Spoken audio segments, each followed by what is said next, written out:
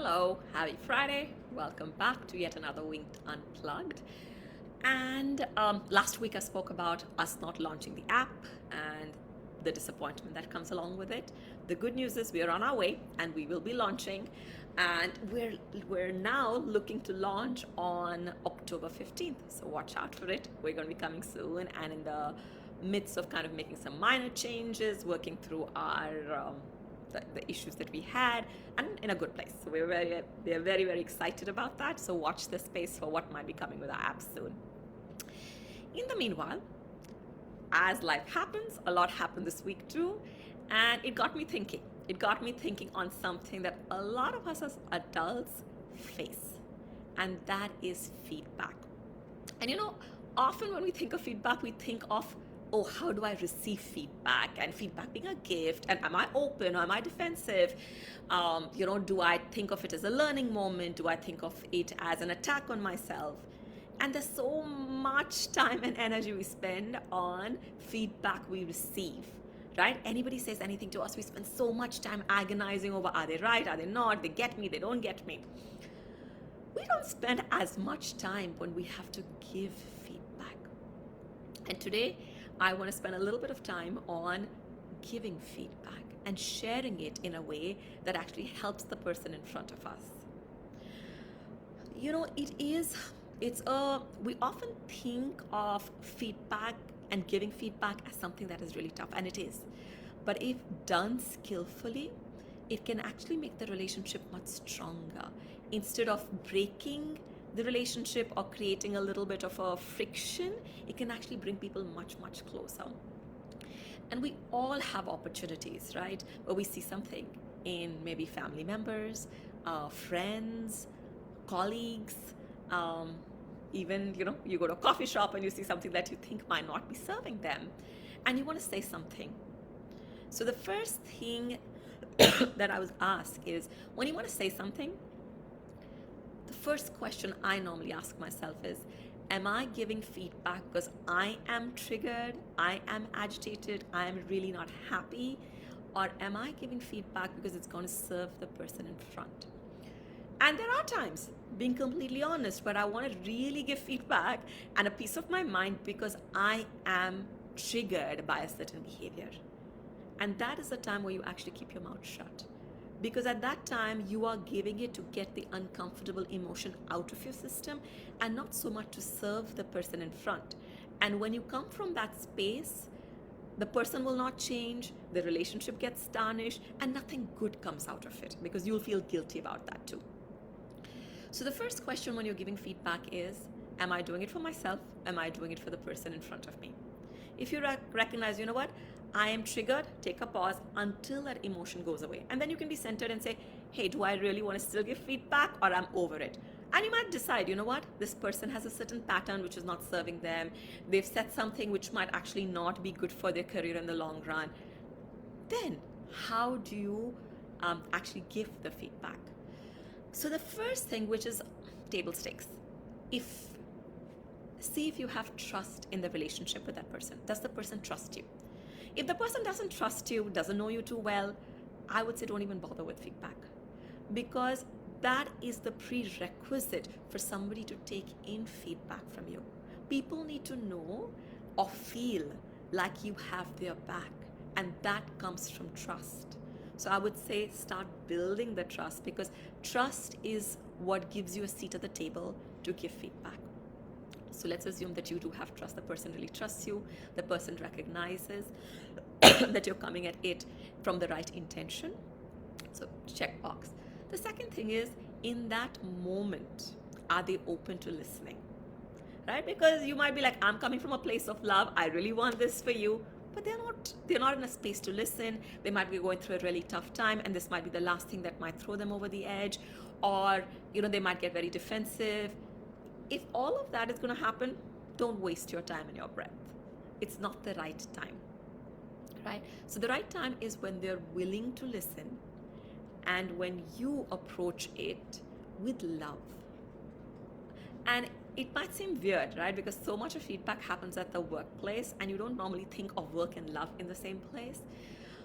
But it's really critical, and I'm not saying, romantic love or anything like that, but the person needs to feel, again, that you have their back, that they trust you, that you're coming from a place of nurturing, from a place of wanting to get them to grow rather than a harsh person who's kind of cutting, right? So again, are you feeling centered enough at that time, even when they're willing to listen to it?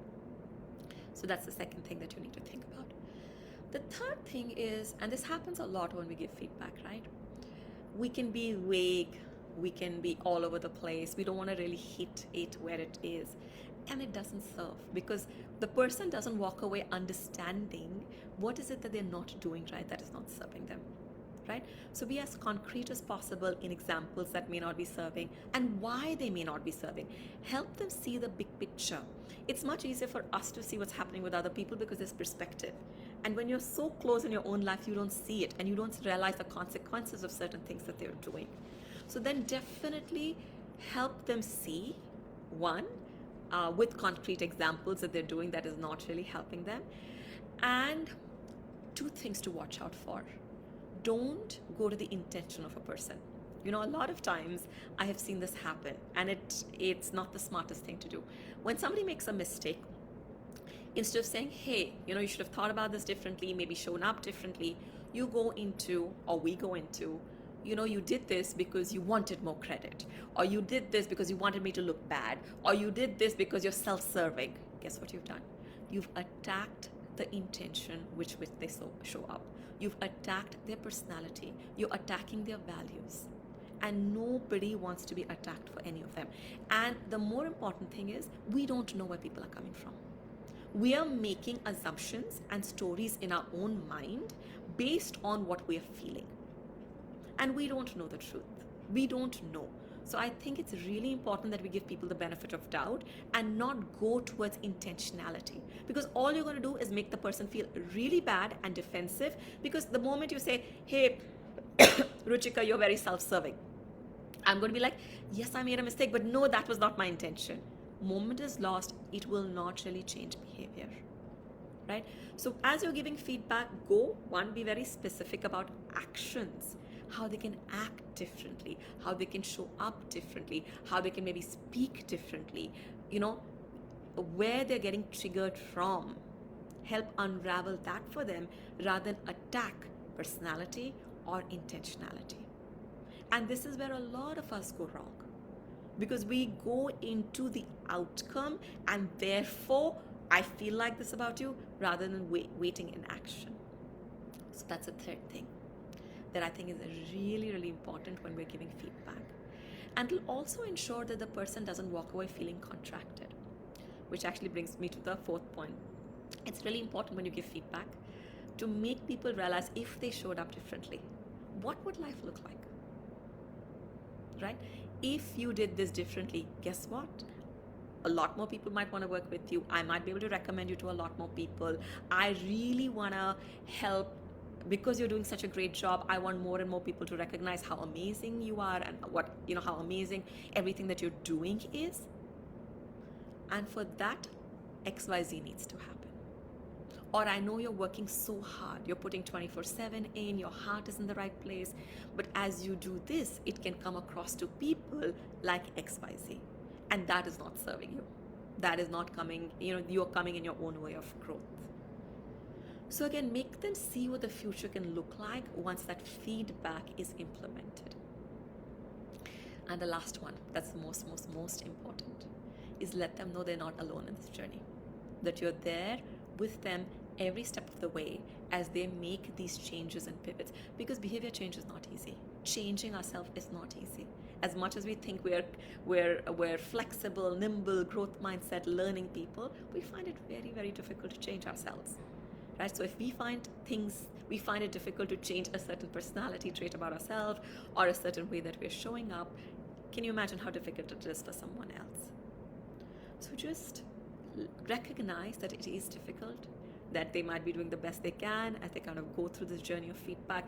They might take 2 steps forward and 1 step back. Just being there.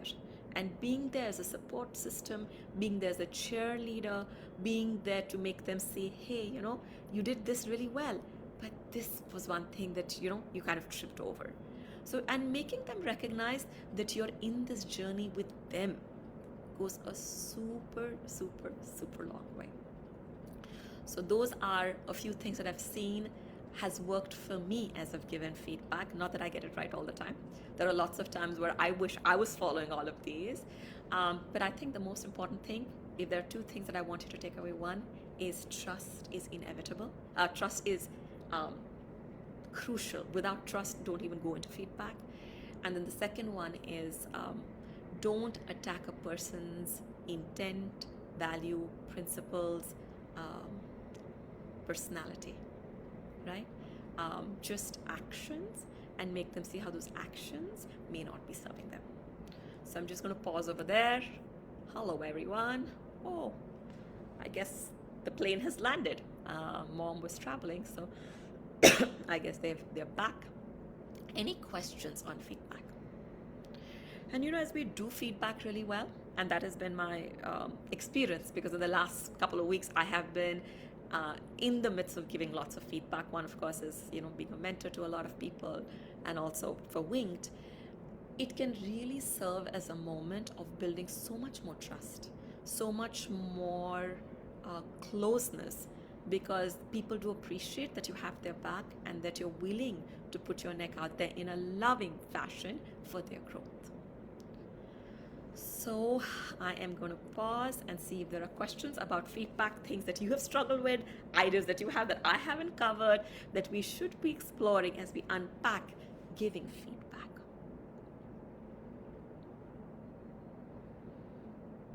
Okay, so if there aren't any, I would leave you with these thoughts. And the one other thing that I would say is don't shy away from it.